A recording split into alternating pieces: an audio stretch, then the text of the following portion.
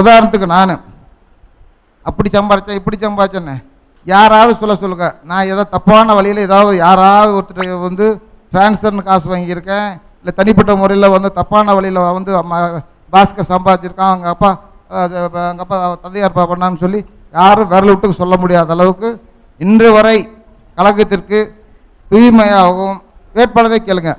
என் side வந்து சின்ன தவறு கூட துரோகம் கூட நான் கட்சிக்கு போன கிடையாது. நாளைக்கு வேட்பாளர் வச்சு கேளுங்க. ஏன்னா அந்த அளவுக்கு நான் இருக்கனால தான் உங்கள்கிட்ட தைரியமாக என்ன பேசுகிறேன். நான் நீங்கள் நம்பி இருக்காருன்னு அதனால தான். அது கண்டிப்பாக அங்கே பாருங்க.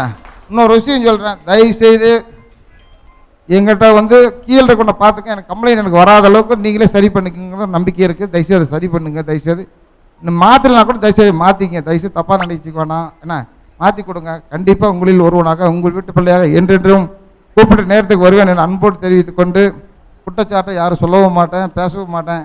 நானும் கொஞ்சம் வேகமான ஆள் தான். மைக்கு பிடிச்சா வேறு மாதிரி போனால தான் வந்து அடக்கி பேசிகிட்டு இருக்கேன். தயவுசெய்து எனக்கு ஒத்துழைப்பு கொடுங்கம்மா.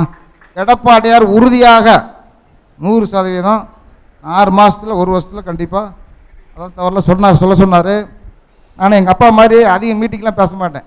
எங்கள் அப்பா எத்தனை வருஷம், கிட்டத்தட்ட 44 வருஷம் கட்சியில் 2 அப்பா நான் இருக்கிறோம். இந்த மாதிரி மைக்கை வந்து பிடிச்சிக்கிட்டு வீரவசனம் பேசிட்டு கட்சிக்கு துரோகம்லாம் கிடையாது. செயல்பாட்டில் செய்வேன். கண்டிப்பாக அதிக பெரிய வந்து மைக்கை பிடிச்சிக்கிட்டு நான் அதை செய்வேன் இதை செய்வேங்கிற பேசுகிறவன் நான் கிடையாது. எனக்கு புதப்படம் வந்து மைக்கை பிடிக்கிறேன், வழி இல்லாமல் பிடிக்கிறது இந்த பேச்சு. அவர் வயது என்ன, இன்னைக்கு வரல சின்ன பையன் நாட்டம் 234 தொகுதியை ஓட்டு கேட்டு இத்தனை பேர்த்துக்கு பண்ணுறது சாதாரண விஷயம் இல்லை. எந்த தலைவரும் செய்ய முடியாத சாதனையை வந்து செஞ்சுருக்கா. அதனால் என் சார்பிலையும் உங்கள் சார்பிலையும் அவருக்கு நன்றியை தெரிவித்துக் கொள்கிறேன்.